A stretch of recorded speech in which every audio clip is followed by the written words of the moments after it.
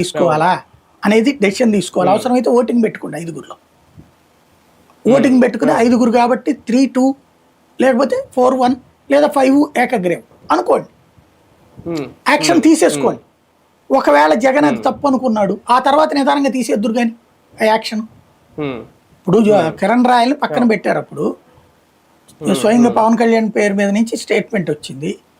ఇప్పుడు అదే కిరణ్ రాయల్ జనసేన నాయకుడుగానే చలామణి అవుతున్నాడు. ఏమీ ఆగట్లా.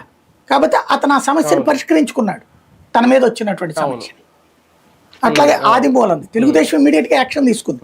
ఇప్పటికీ అతను తెలుగుదేశంలో ఉన్నాడో లేదో తెలియదు, కానీ తెలుగుదేశం తరపునే తిరుగుతున్నాడు కదా బేసిక్ గా. కాబట్టి అది ఎట్టాగు నడుస్తుంది నువ్వు అనంతబాబు కథలాగానే ఇవన్నీ.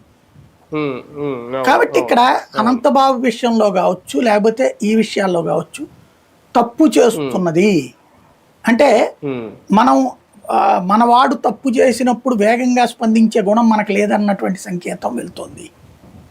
ఇది చూసుకోవాలి. సరే, ఫైనల్గా ఒకటి అంటే ఇప్పుడు ఇక్కడ ఈ వ్యాఖ్యల్ని సమర్థించే ఉద్దేశం ఎంత మాత్రం లేదు, కానీ ఇక్కడ ఒక సీనియర్ జర్నలిస్ట్ ఈయన అంటే ఆయన అరెస్ట్ అయిన సందర్భంగా చేసిన వ్యాఖ్యలట రెడ్ బుక్ ఒక జర్నలిస్ట్ వరకు కూడా వచ్చింది అనేది ఆ కోణంలో ఏమన్నా చూడొచ్చు? దీన్ని అసలు చూడడానికి లేదండి. మామూలుగా అయితే నేనైనా ఖండిస్తా జర్నలిస్టు ఏదైనా వార్త గురించినో ఏదైనా ఇష్యూ గురించినో. కానీ ఇక్కడ ఆయన తప్పు ఏంటంటే ఆయన మాట్లాడాల్సి ఖండించాలి. అది అప్పుడు డిబేట్లు ఆయన ఖండించున్నా కూడా కనుక అరెస్ట్ చేస్తే ఖచ్చితంగా మనం మాట్లాడేవాళ్ళం. అప్పుడు జర్నలిస్ట్ దాకా తీసుకెళ్లారు.